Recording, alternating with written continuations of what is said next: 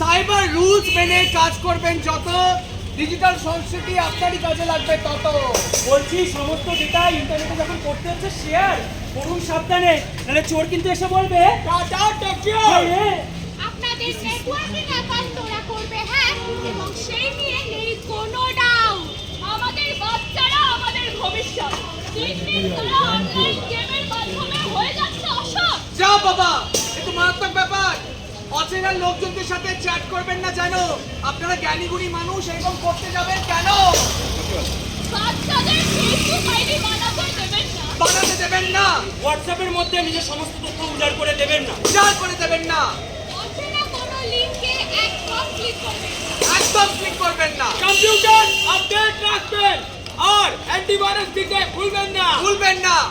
4, 7, 11 আর 13 সংখ্যার কোনো কল ধরবেন না জানো? করবেন না জানো?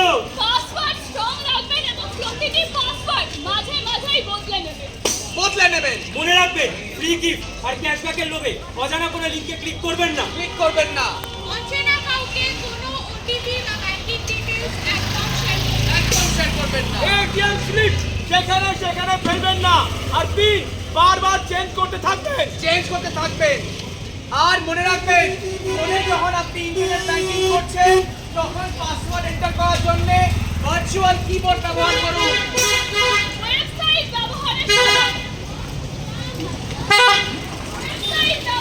সময় এই TTPS লেখা আছে কিনা তা অবশ্যই লক্ষ্য করুন। আর মনে রাখুন, অত্যন্ত গুরুত্বপূর্ণ একটি বিষয়, ডিজিটাল অ্যারেস্ট বলে আমাদের সংবিধানে কিচ্ছু হয় না। কেউ যদি আপনাকে ফোন করে এই হুমকিটা দিচ্ছে যে আপনার সমস্ত ডিটেলস ডিজিটাল অ্যারেস্ট হয়ে গেছে, সেটা সম্পূর্ণ ভাওতা ভাওতা ভাওতা।